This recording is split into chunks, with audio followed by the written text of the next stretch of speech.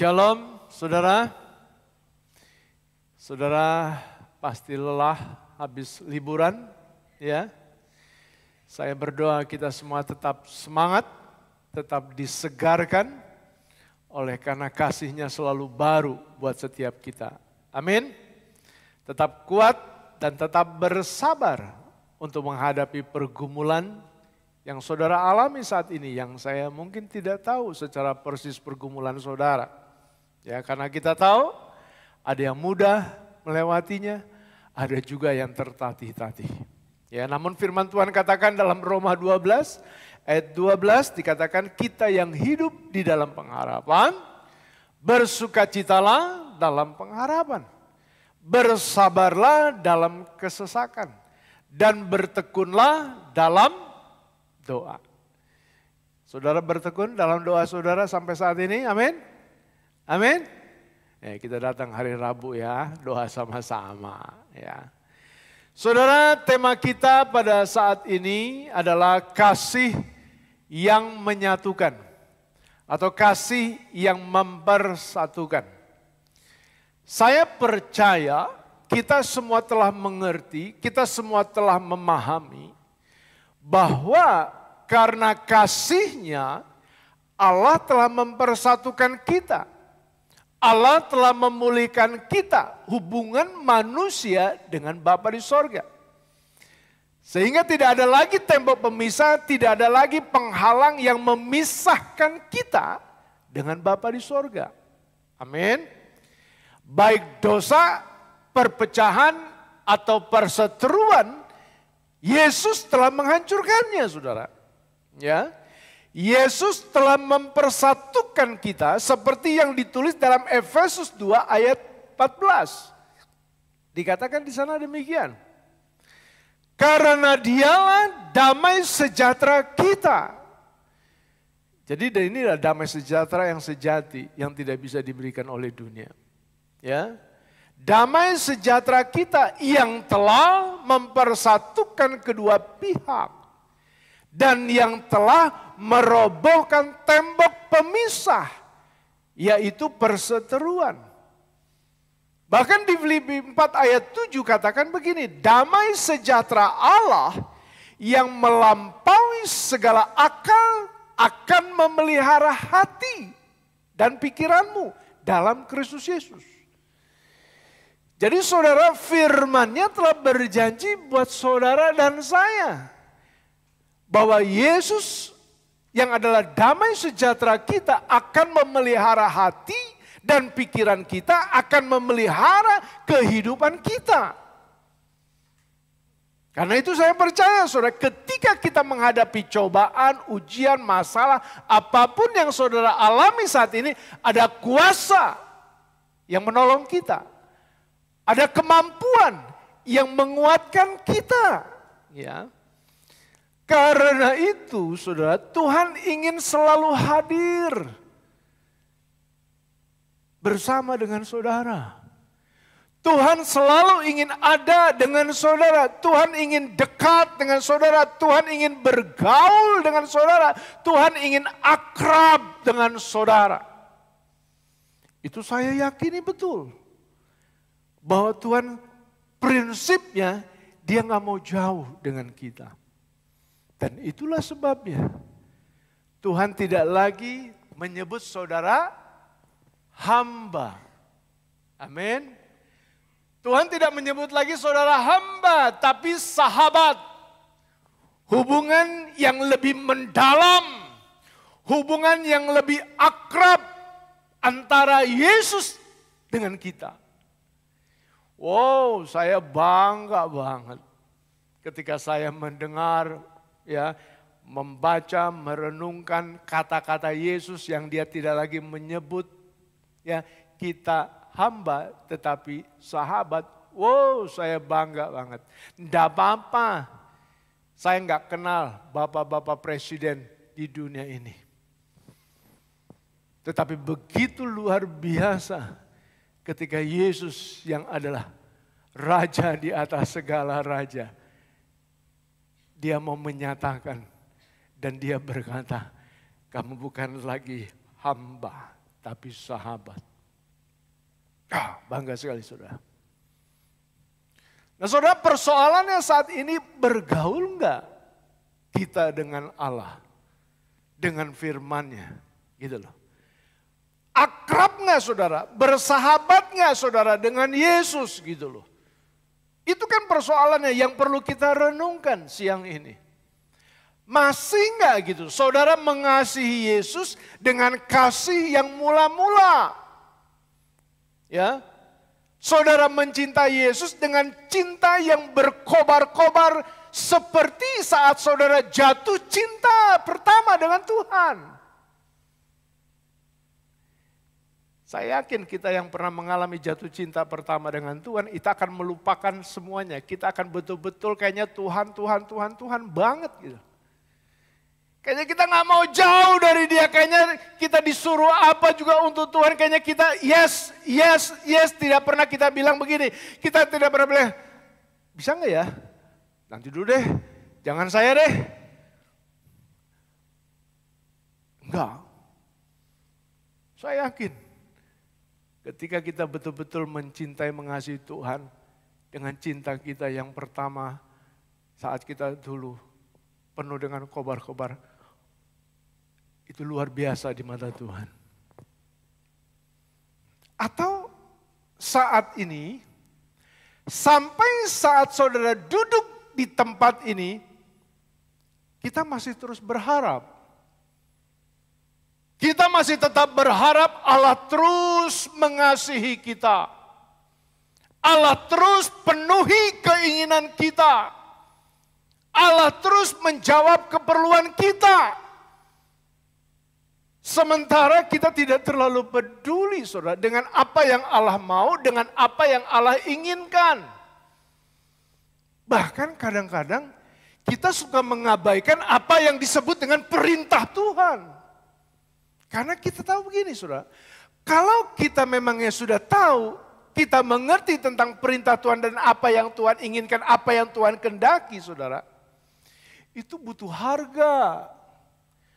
Butuh harga yang sangat mahal.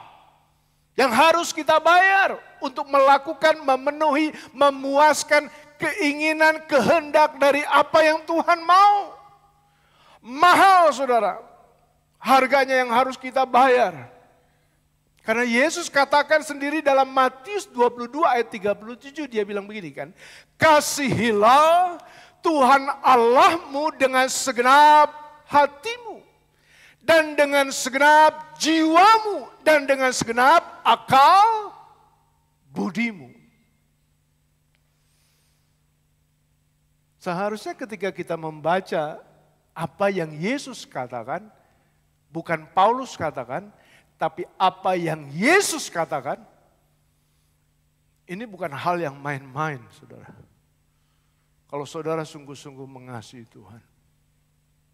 Ini bukan hal yang main-main, membutuhkan komitmen, membutuhkan ketaatan, membutuhkan kesetiaan. Karena mengasihi Allah berarti kita siap mengorbankan kenyamanan kita. Karena mengasihi Allah berarti kita siap diganggu kesenangan kita. Mengasihi Allah berarti kita siap memprioritaskan Tuhan di atas segalanya. Bahkan di atas suami kita, di atas istri kita, di atas anak-anak kita. Kalau kita sungguh-sungguh mengasihi Tuhan, dijadikan dia di atas segalanya. Bahkan jika perlu, memang kalau jika harus saudara kita siap untuk mengorbankan nyawa kita, hidup kita bagi Yesus. Itulah kasih. Dengan segenap hati, dengan segenap jiwa, dan dengan segenap akal budi. Karena itu kalau kita lihat kehidupan tokoh-tokoh iman yang sungguh-sungguh mengasihi Tuhan. Salah satu contoh Petrus, kematiannya dia sungguh tragis. Dia disalibkan tetapi terbalik. Saudara yang dikasihi Tuhan, yang disayangi Tuhan. Yesus telah mengorbankan dirinya buat kita. Supaya kita dipersatukan. Supaya kita disempurnakan di dalam Dia. Sehingga tidak ada lagi yang memisahkan kita dengan Bapa di sorga. Makanya pernah kan dengar Gus Dur berkata, umat yang paling dekat dengan Tuhannya itu umat Kristen. Karena apa? Karena dia memanggil Tuhannya itu Bapa. Saya senang sekali. Saya bersyukur sekali Tuhan pilih saya menjadi anaknya, sahabatnya. Dan itulah kasih yang menyatukan kita dengan Dia, dengan Bapa di sorga. Lalu sekarang saudara, ketika sekarang kita hidup di dalam dunia, kita berinteraksi dengan keluarga kita, kita bersosialisasi dengan sesama kita. Apa yang harus kita buat? Ketika kita mengalami dalam hidup kita bahwa kasih-Nya telah mempersatukan kita, telah menyatukan kita dengan Dia. Apa yang kita buat? Supaya sungguh-sungguh kita juga punya hati yang sama. Hati yang penuh dengan kerinduan seperti Yesus merindukan melihat anak-anaknya, umatnya terus tetap bersatu. Kita punya kasih yang sama kepada keluarga kita. Kepada rumah tangga kita, kepada istri kita, kepada suami kita, kepada anak-anak kita. Supaya kita melihat kita semua tetap utuh, tetap bersatu, dipersatukan dan disempurnakan. Apa yang harus kita buat? Rasul Paulus pernah memberi nasihat kepada jemaat di Kolose. Dalam Kolose 3 ayat 8-9. Dikatakan seperti ini saudara. Tetapi sekarang buanglah semuanya ini. Yaitu marah, geram, kejahatan, fitnah dan kata-kata kotor yang keluar dari mulutmu. Jangan lagi kamu saling mendustai. Antara suami dengan istri, antara anak dengan orang tua. Jangan saling mendustai. Karena kamu telah menanggalkan manusia lama serta kelakuannya. Jadi sadarilah saudara, saat ini kita adalah manusia baru. Diciptakan di dalam Kristus Yesus yang telah ditebus oleh darahnya. Manusia lama telah kita tinggalkan. Ini nasihat Rasul Paulus. Karena Rasul Paulus tahu saudara, kemarahan, geram, kejahatan, fitnah, kata-kata kotor dan saling mendustai itu bisa menjadi pemicu retaknya hubungan keluarga kita. Retaknya hubungan antara sesama kita. Janganlah heran saudara. Kalau apa yang telah ditulis oleh kitab Mika 7 ayat 6, ini sudah banyak terjadi di sekitar kehidupan kita. Semakin hari semakin marak. Dikatakan apa di sana? Dikatakan bahwa sebab anak laki-laki menghina ayahnya. Anak perempuan bangkit melawan ibunya. Menantu perempuan melawan ibu mertuanya. Musuh orang ialah orang-orang seisi rumahnya. Bisa dibayangkan saudara, keluarga seperti apa itu? Karena itu firman Tuhan perintahkan, buanglah semuanya itu, marah, geram, kejahatan, fitnah.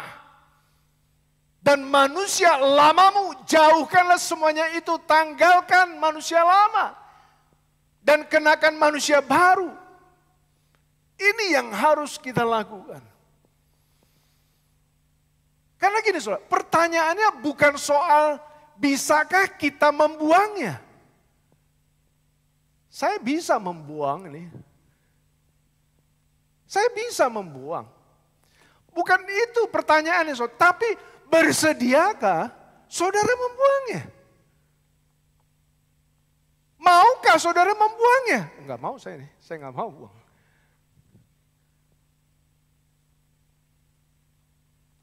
Jadi pertanyaan bukan bisakah kita membuangnya, tetapi persoalannya bersediakah saudara membuangnya dan maukah saudara membuangnya? Karena ini bukan soal bisa atau tidak bisa, sebab apa? Sebab Roh Kudus itu ada dalam diri kita. Amin.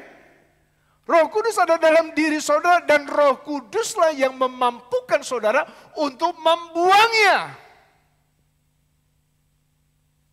Karena itu kita diberi kuasa dan menginjak-injak iblis di bawah kaki kita. Dan ada kuasa itu yang Tuhan berikan dan memampukan kita. Jadi iblis akan takut, lari tunggang langgang melihat saudara. Bukan melihat saudaranya, tapi melihat Yesus. Melihat Roh Kudus yang ada dalam dirimu. Jadi sesungguhnya tidak ada alasan saudara tidak bisa membuangnya. Tidak ada alasan saudara tidak bisa menjadi orang yang lemah lembut. Tidak ada alasan saudara tidak menjadi orang yang sabar. Tidak ada alasan saudara untuk memiliki karakter Kristus dalam hidupmu. Persoalannya kita mau nggak, bersedia nggak? Kalau kita sudah buang, jangan suka dipungut. Jangan suka dipungut lagi. Karena kita tahu itu sampah. Karena kita tahu itu bau. Karena kita tahu itu kotor. Karena kita tahu itu jijik. Itulah sebabnya Paulus nasihati kembali dalam Kolose 3 ayat 12 sampai 14. Dia katakan apa saudara? Karena itu sebagai orang-orang pilihan Allah yang dikuduskan dan dikasihinya. Saudara adalah orang-orang yang dipilih Allah, amin. Kita umat pilihan Allah, amin. Kenakanlah belas kasihan, kemurahan, kerendahan hati, kelemah lembutan, dan kesabaran. Sabarlah kamu terhadap yang lain. Dan ampunilah seorang akan yang lain. Apabila seorang menaruh dendam terhadap yang lain. Sama seperti Tuhan telah mengampuni kamu. Ingat kalau saudara tidak bisa mengampuni orang yang bersalah kepadamu. Ingat Tuhan telah mengampunimu. Kamu berbuat jugalah demikian. Lalu ayat 14 dikatakan. Dan di atas semuanya itu, kenakanlah kasih sebagai pengikat yang mempersatukan dan menyempurnakan. Kalau sudah menjadikan kasih sebagai pengikat, gak mungkin bisa lepas. Gak mungkin bisa retak. Gak mungkin bisa pisah. Karena kasih yang mengikat. Kecuali ego yang mengikat. Kecuali kepentingan pribadi yang mengikat. Itu pasti akan terpecah belah. Jadi saudara tidak ada cara lain. Ketika saudara mau melihat bagaimana keluarga saudara utuh. Ketika saudara mau melihat bagaimana keluarga saudara hidup di dalam kesatuan. Tidak ada cara lain saudara. Untuk kita melihat bagaimana kita dipersatukan dan disempurnakan. Hanya kasih yang harus kita kenakan dalam hidup kita. Itu saudara. Kasih akan menjadi bagian dari hidup kita. Ada belas kasihan, ada kerendahan hati, ada kelemah lembutan, ada kesabaran, ada pengampunan. Dan di atas semuanya itu, kenakanlah kasih sebagai pengikat. Maka saudara gak akan gampang kecewa. Saudara gak akan gampang tinggalkan rumahmu. Saudara tidak akan gampang tinggalkan orang tuamu. Tapi saudara tetap bersabar. Sekalipun mungkin posisi saudara benar ketika bermasalah dengan orang tua, ketika bermasalah dengan anak-anakmu, tetaplah sabar. Kenakanlah kasih. Maka Tuhan akan bekerja di antaramu. Ayo, kita mau kenakan kasih lebih utama, lebih penting dari yang lain. Saya percaya ketika kita mengenakan kasih sebagai yang utama dan terutama dan lebih penting dalam hidup kita, maka kita akan menjadi orang-orang yang sangat peduli dengan keluarga kita. Kita akan menjadi sangat peduli bagaimana dengan keadaan keluarga kita. Kita akan membenci apa itu yang namanya pertikaian. Kita akan membenci apa yang itu namanya pertengkaran. Kita akan membenci apa yang itu disebut dengan permusuhan. Tapi justru kita akan lebih suka mengalami apa yang Pengkhotbah 9 ayat 9 katakan. Apa dikatakan di sana? Nikmatilah hidup dengan istri yang kau kasihi seumur hidupmu yang sia-sia. Seumur hidupmu yang sia-sia, kita hidup ini gak berapa lama saudara. Sebentar. Nikmatilah saudara hidup dengan istri yang kau kasihi seumur hidupmu yang sia-sia. Saya percaya kita menikahi istri kita, kita menikahi suami kita karena kita mengasihi, mencintai. Amin. Yang dikaruniakan Tuhan kepadamu di bawah matahari. Karena itulah bahagianmu. Jadi artinya saudara, sungguh kebahagiaan dalam rumah tangga kita, damai sejahtera dalam rumah tangga kita, dipersatukan kita dengan keluarga kita, itu sudah menjadi bagian saudara yang dianugerahkan oleh Tuhan. Itu bagian saudara yang memang saudara harus terima, yang miliki dalam keluarga saudara. Karena itulah bahagianmu dalam hidup dan dalam usaha yang kau lakukan dengan jerih payah di bawah matahari. Jadi saudara kerja pagi, siang, sore, malam, saudara banting tulang, kepala jadi kaki, kaki jadi kepala. Saudara semuanya itu tidak akan menjadi sia-sia. Karena ketika saudara pulang di rumah, saudara menikmati. Ada damai sejahtera. Ada sukacita bersama dengan istrimu, dengan anak-anakmu, dengan keluargamu. Ada sorga yang telah saudara nikmati sebelum saudara menikmati sorga di atas sana. Wow. Nikmatilah saudara bersama keluargamu. Enjoy. Makanya hari Sabtu, ketika kita putuskan sama-sama tidak ada lagi doa Sabtu pagi, apa tujuannya? Kami merindukan, tim ibadah merindukan, tim doa merindukan, kita semua merindukan. Ada family time yang saudara bangun dengan keluarga saudara, juga dengan keluarga Hosana Family Church. Bangunlah itu kesempatan Sabtu itu dengan keluarga saudara, intimlah dengan mereka, enjoylah dengan mereka. Jangan terlalu sibuk dengan apa yang saudara kerjakan, tapi ambillah bagian untuk menikmati dengan mereka. Dan percayalah saudara, ketika suami istri menunjukkan kasih di dalam keluarga kita, tunjukkan kasih satu sama lain, ada perasaan aman. Amin. Ada perasaan aman, ada perasaan damai sejahtera ketika saudara masuk ke rumah. Jadi saudara kayaknya begitu pulang ke rumah nggak mau cepat-cepat keluar dari rumah. Kayaknya saudara waktu saat ada di luar rumah, saudara kayaknya kepengen cepat pulang.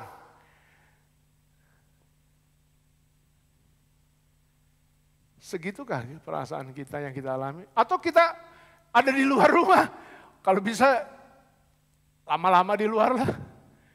Kita lebih enjoy di luar.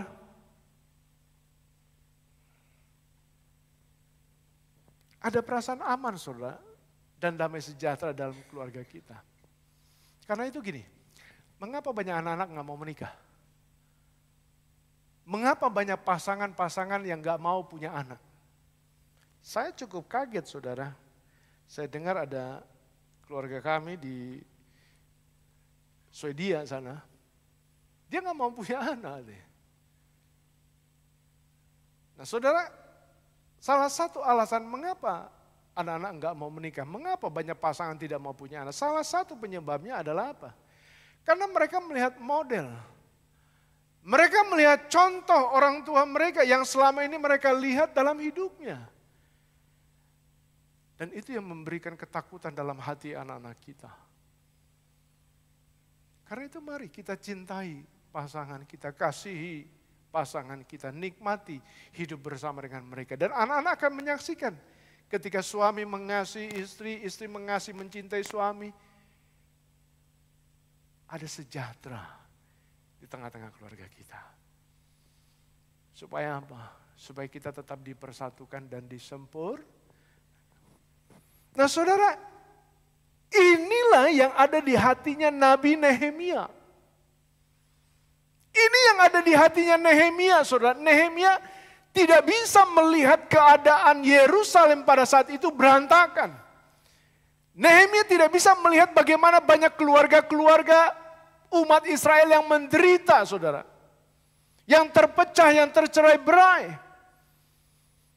Karena itu ketika Nehemia mendengar umat Israel dalam kesukaran, saudara, bahwa tembok Yerusalem telah runtuh dan terbongkar, saudara, pintu-pintu gerbangnya telah terbakar, dan banyak keluarga-keluarga menderita, saudara.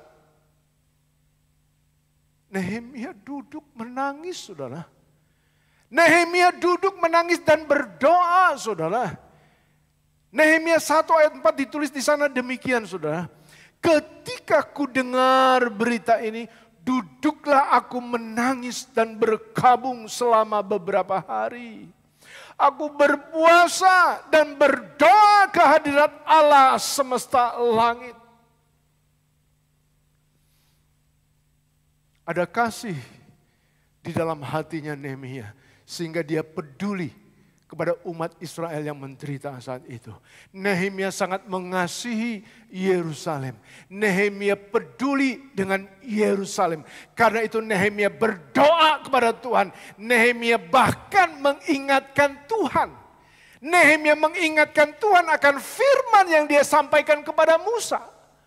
Ya, apa yang dikatakan dalam Nehemia 1 ayat 9? Begini soal, dikatakan begini. Ini Tuhan, Nehemia ingatkan kembali kepada Tuhan dalam doa. Tetapi bila kamu berbalik kepadaku dan tetap mengikuti perintah-perintah serta melakukannya, maka sekalipun orang-orang buanganmu ada di ujung langit, akan kukumpulkan mereka kembali. Dan kubawa ke tempat yang telah kupilih untuk membuat namaku diam di sana. Jadi saudara, Nehemia memohon kepada Tuhan supaya sungguh Tuhan umat Israel ini bebas dari penderitaan. Keluarga-keluarga boleh mengalami dipulihkan kembali, dipersatukan kembali. Dan Nehemia memohon kepada Tuhan dengan dia mengingatkan apa yang dikatakan Tuhan kepada Nabi Musa. Ya, supaya apa? Supaya Tuhan membawa mereka ke negeri-negeri yang penuh dengan susu dan madunya, negeri perjanjian yang Tuhan sudah sediakan. Saya percaya saudara, kalau kita sungguh-sungguh mengasihi Yerusalem kita, keluarga kita, kita akan peduli, kita akan memperhatikan bagaimana hubungan pasangan kita dengan Tuhan. Hubungan orang tua kita dengan Tuhan. Hubungan anak-anak kita dengan Tuhan. Karena itulah tujuan Yesus datang ke dunia ini. Untuk memulihkan hubungan kita dengan Bapa di sorga. Ini bukan soal makan, minum, pakai saudara. Dan bukan soal masa depan anak-anak kita. Kita nggak perlu khawatir. Kita nggak perlu takut saudara. Karena soal makan, minum, pakai, Bapa di sorga itu pasti akan pelihara saudara. Soal masa depan anak-anak kita, firman Tuhan katakan apa? Masa depan anak-anak kita penuh dengan pengharapan. Tapi ini soal hubungan dengan Tuhan. Hubungan keluarga saudara dengan Tuhan. Kalau hubungan keluarga saudara dipulihkan Tuhan, disatukan dengan Tuhan, jangan takut. Sekali lagi jangan takut apa yang saudara makan, minum, pakai. bereskan hatimu, bereskan hubunganmu. Itulah isi doa Nehemia. Supaya Tuhan memulihkan lebih dulu bagaimana hubungan umat Israel dengan Tuhan. Karena Nehemia percaya ketika umatnya datang bertobat kepada Tuhan, kembali menjadi satu dengan Tuhan, Tuhan sendiri akan membawa umat Israel ke tempat yang sudah Tuhan sediakan. Tak perlu takut. Saya berdoa pagi hari ini saudara, kita benar-benar serius. Karena waktu hidup kita ini sangat singkat. Kita benar-benar serius memperhatikan keadaan hubungan. Bagaimana pasangan kita dengan Tuhan. Memperhatikan hubungan anak-anak kita dengan Tuhan. Adakah mesbah keluarga yang selama ini kita bangun di rumah tangga kita? Kita bisa berkumpul bersama-sama berdoa dengan anak-anak kita. Setiakah kita membawa dan mendorong anak-anak kita ke Abi Hosana, ke sekolah minggu? Setiakah kita mendorong anak-anak remaja kita untuk hadir di CG? Adakah kasih yang kita kenakan di tengah-tengah keluarga kita? Keluarga yang hebat adalah keluarga yang dipulihkan. Dan keluarga yang dipulihkan adalah keluarga yang hidup di dalam kasih yang menyatukan. Mari saudara, kita mau kenakan kasih di dalam menjalani kehidupan kita dalam keluarga kita. Anak-anak, belajarlah peduli dengan orang tuamu. Apa yang diajarkan mereka dengarkan dan taati nasihatnya. Percayalah, apa yang diajarkan orang tuamu itu untuk kebaikanmu. Hormati orang tuamu. Efesus 6 ayat 2-3 katakan begini. Hormatilah ayahmu dan ibumu. Ini adalah suatu perintah yang penting. Bukan perintah yang biasa. Bukan perintah sekedarnya.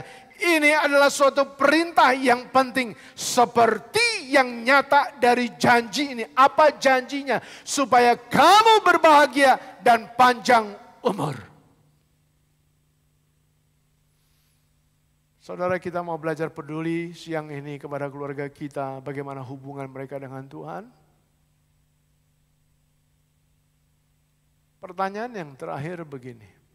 Biasanya ketika kita sungguh-sungguh peduli sama keluarga kita, kita ingin membawa mereka dekat dengan Tuhan, selalu ada aja tantangannya. Betul? Selalu ada aja halangannya. Kita punya maksud baik, kita punya keinginan baik, tapi ketika kita mau membawa mereka kepada Tuhan, membawa lebih dekat lagi kepada Tuhan, selalu ada aja tantangannya. Tantangan apa yang biasa kita hadapi saat ini, saudara? Kita harus peka begini, saudara. Kita harus tahu bahwa iblis itu selalu berusaha untuk merusak kesatuan keluarga kita, untuk merusak kesatuan Hosana Family Church. Iblis bisa pakai apapun, iblis bisa pakai siapapun, mereka yang gampang kena tipu. Ya. Jadi iblis bisa pakai siapapun yang gampang kena tipu. Ya kan? Untuk apa? Untuk merusak kesatuan dalam keluarga. Ya. Oleh karena itu kita jangan mau ditipu iblis. Karena tipu muslihatnya itu yang menjatuhkan kita, yang melemahkan kita, yang menjerat kita. Nah, itulah sebabnya firman Tuhan ingatkan kita kan dalam 1 Petrus 5 ayat 8. Dia bilang apa? Dia bilang begini kan, sadarlah dan berjaga-jagalah, lawanmu si iblis berjalan keliling. Sama seperti singa yang mengaum-ngaum dan mencari orang yang dapat ditelannya. Cuma ngaum-ngaum doang sebetulnya saudara. Dia gak berani menerkam saudara. Karena saudara adalah mirip Kristus. Dia gak punya gigi. Iblis sudah dipatahkan kuasanya di dalam nama Yesus. Tidak ada kuasa lagi iblis. Dia hanya mengaum-ngaum, dia menipu. Dia mencuri, membunuh, dan membinasakan, itu kerjaannya. Ini peringatan buat kita semua saudara. Supaya kita selalu waspada. terhadap apapun dan siapapun yang ada di sekeliling kita. Jangan pernah masuk dan mencobai diri untuk ada di dalam sekitar yang kita tahu itu menjebak hidup kita. Ini peringatan buat kita semua, saudara. Nah, saudara, saat Nehemia ingin membangun kembali tembok Yerusalem, Nehemia menghadapi tantangan yang luar biasa, saudara. Menghadapi perlawanan dari Santoge. Siapa Santoge? Sanbalat, Tobia, dan Geshem. Nehemia 2 ayat 19 katakan begini, ketika Sanbalat orang Horon dan Tobia orang Amon pelayan itu dan Geshem orang Arab mendengar itu, mereka mengolok-olokkan dan menghina kami. Kata mereka, apa yang kamu lakukan itu? Apa kamu mau berontak terhadap raja? Saudara perhatikan di sini. Santoge, Sanbalat, Tobia, Geshem mencoba menggagalkan rencana Allah dalam hidup Nehemia. Mereka mengejek, mereka merendahkan, mereka mengancam dan mencoba menghentikan proyek yang sedang dikerjakan oleh Nehemia. Bahkan mereka lakukan apa, saudara? Mereka sebarkan fitnah. Mereka sebarkan tuduhan-tuduhan palsu yang tidak benar. Apa? Di Nehemia 6 ayat 6 bilang begini. Dalam surat itu tertulis. Ada desas-desus di antara bangsa-bangsa dan Gasimu membenarkannya. Bahwa engkau dan orang-orang Yahudi berniat untuk memberontak. Dan oleh sebab itu membangun kembali tembok. Lagi pula menurut kabar itu, baru kabar kan? Menurut kabar itu engkau mau menjadi raja mereka. Desas-desus. Menurut kabar yang belum tahu kebenarannya. Siapa di sini yang suka desas-desus? Siapa di sini yang suka membuat tuduhan-tuduhan palsu? Ganti nama, saudara. Ganti nama jadi Santoge. Sangat menyedihkan, saudara. Ketika Nehemia memiliki niat, memiliki hati yang tulus, hati yang murni, hati yang penuh kasih untuk membangun tembok Yerusalem. Untuk melihat bagaimana keluarga-keluarga diberikan semangat, keluarga-keluarga dibangkitkan kembali dan menyatukan kembali. Ternyata ada orang-orang yang memberontak, yang menentang rencana Allah dalam hidup Nehemia. Saat saya membaca dan merenungkan kisah Nehemia, ini gak akan cukup 1 jam dibahas. Saya menangis, saya terharu, saya mencoba menyelami apa yang dirasakan oleh Nehemia. Itu gak mudah, saudara. Gak mudah untuk dilewati. Hanya kekuatan Tuhan yang memampukan Nehemia. Sehingga dia bisa meneruskan bagaimana pembangunan tembok Yerusalem itu. Oke lah, katakan begini, saudara tidak mengalami tantangan seperti apa yang dialami oleh Nehemia. Katakan seperti itu. Orang lain tidak mengejek saudara, orang lain tidak merendahkan saudara, orang lain tidak memfitnah saudara. Tapi dengarkan baik-baik, saudara. Sadar tidak sadar, kadang-kadang kita pernah berkata begini, saudara. Susah, keluarga saya tidak bisa berubah. Ya? Pasangan saya tidak bisa berubah, udah susah. Anak saya juga gak bisa berubah. Udah terlambat lah, gak bisa merubah. Gak mungkin lah saya dipulihkan, gak mungkin lah keluarga saya dipulihkan. Bagaimana mungkin keluarga saya bisa dipersatukan kembali?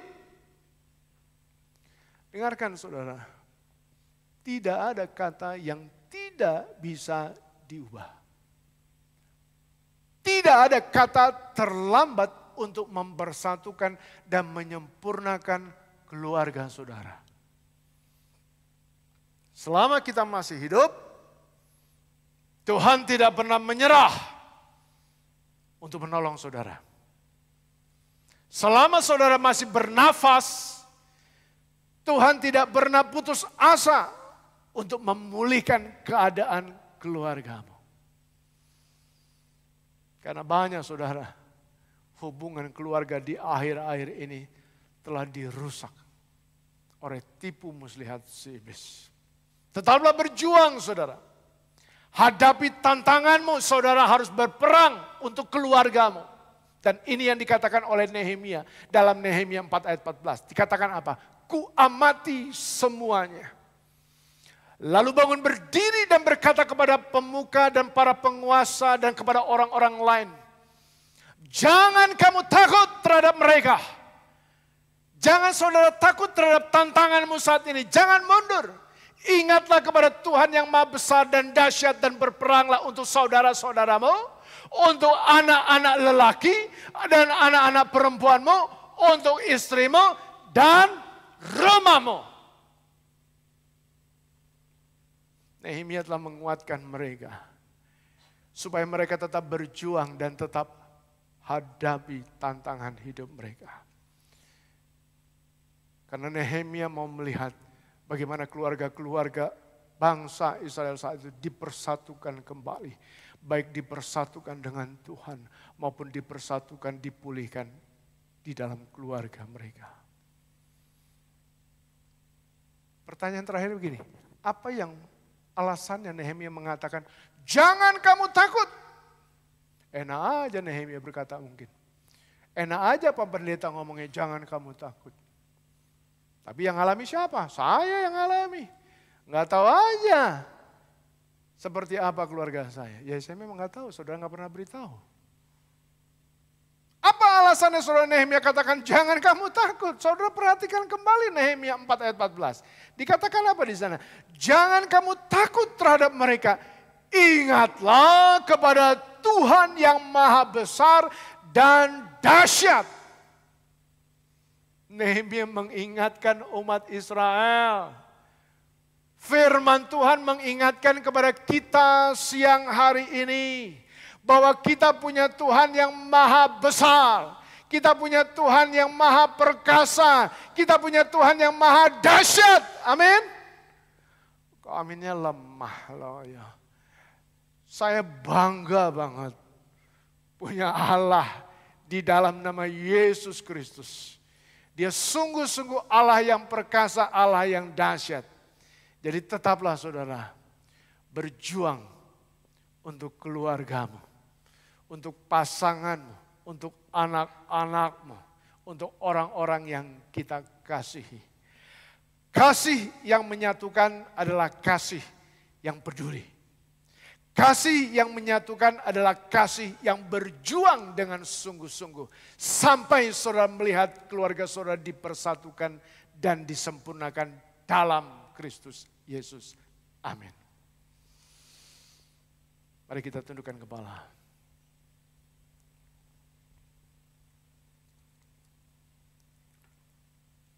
Kami bersyukur buat kebenaran firman yang kau sampaikan buat kami siang ini. Biarlah sungguh-sungguh kami memperhatikan dan melakukan dalam hidup ini. Urapi setiap kami yang mendengarkan. Sehingga kasih-Mu itulah yang kami kenakan dalam hidup kami. Terima kasih Bapa, dalam nama-Mu Tuhan Yesus. Kami bersyukur dan berdoa. Amin. Saudara, sebelum kita masuk ke perjamuan kudus, kita akan sama-sama membaca pengakuan iman Gereja Bethel Indonesia. Saya undang kita berdiri semua sama-sama. Dalam hitungan yang ketiga, kita akan baca bersama-sama. 2, 3. Pengakuan iman GBI. Aku percaya bahwa Alkitab adalah firman Allah. Allah yang esa itu Tritunggal adanya. Yesus yang lahir, mati, bangkit, naik ke sorga adalah juru selamat pengantara kita, dan Raja segala raja. Manusia berdosa harus bertobat dan beriman agar diampuni, dibenarkan, dan dilahirkan baru. Lalu dibaptis secara selam dan hidup suci. Bahasa roh adalah tanda awal baptisan Roh Kudus. Gereja melakukan perjamuan kudus dan meyakini kesembuhan ilahi. Tuhan Yesus akan datang kembali. Ada kebangkitan tubuh, kerajaan 1000 tahun, hukuman kekal, dan hidup kekal. Amin. Mari saudara, kita akan mempersiapkan diri kita untuk mengikuti sakramen perjamuan kudus. Silakan jemaat yang berada di rumah untuk mempersiapkan roti dan anggurnya. Kembali kita akan tundukkan kepala dan kita akan berdoa. Bapa, kami bersyukur untuk kesempatan siang ini. Kami boleh diperkenankan untuk makan roti sebagai lambang dari tubuh-Mu. Kami boleh minum anggur sebagai lambang dari darah-Mu. Untuk setiap kami menjadi satu di dalam Kristus. Sehingga setiap kami adalah orang-orang yang sungguh tahu bersyukur kepada-Mu.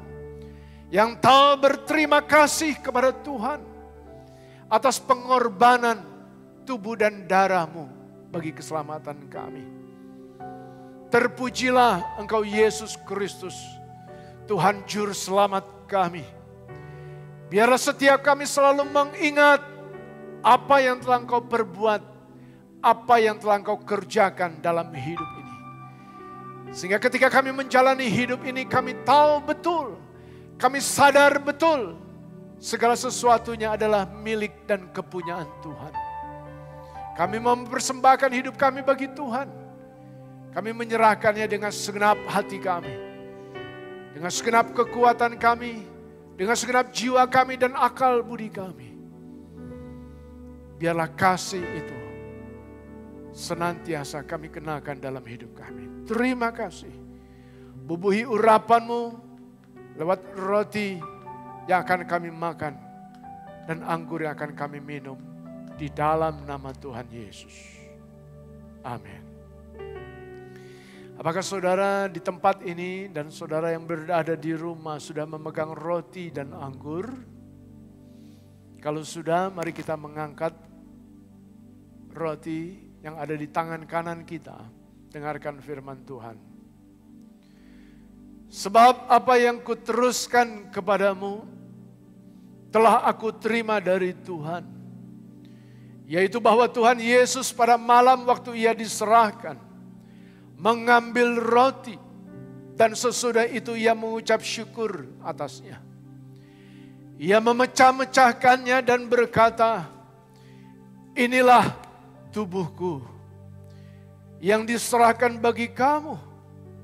Perbuatlah ini menjadi peringatan akan aku. Bukankah roti yang kita pecah-pecahkan ini adalah persekutuan dengan tubuh Kristus? Mari kita makan bersama-sama dalam nama Tuhan Yesus Kristus.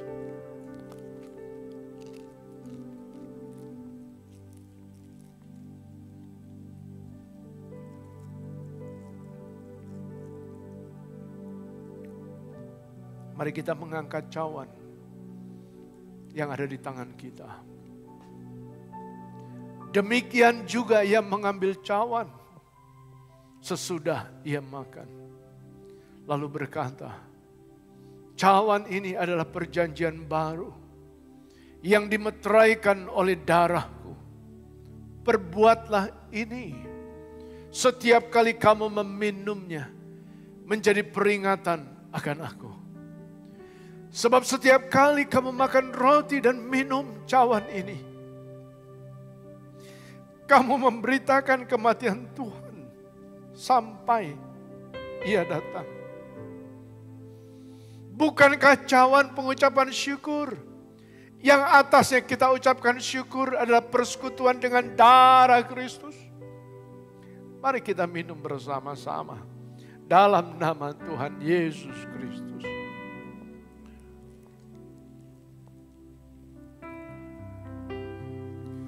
bersyukur kepada Tuhan, saudara. Ungkapkan terima kasih-Mu kepada Tuhan lewat kata-kata pujian, lewat penyembahan kepada-Nya. Tidak ada yang bisa membalas kasih setia Tuhan selain kita memuji, meninggikan, memasyurkan, menyembah Dia Raja di atas segala raja. Kasihi Allah dengan segenap hatimu, dengan segenap jiwamu, dengan segenap kekuatanmu, dengan segenap akal budimu.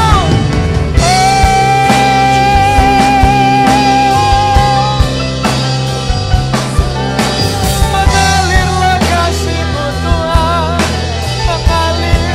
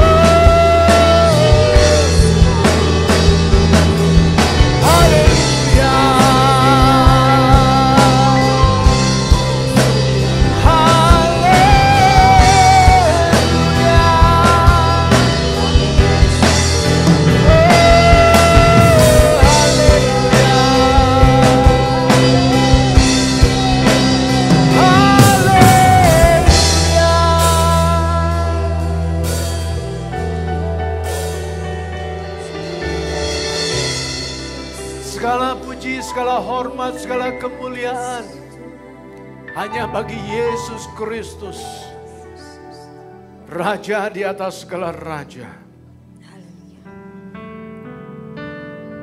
Segala kemasyuran, kehormatan hanya bagi nama-Mu, nama di atas segala nama. Dan kami percaya setiap lidah akan mengaku Yesus Kristus Tuhan, setiap lutut akan bertekuk lutut menyembah nama-Mu Yesus Kristus. Di dalam nama-Mu Tuhan Yesus, kami bersyukur dan kami berdoa. Amin.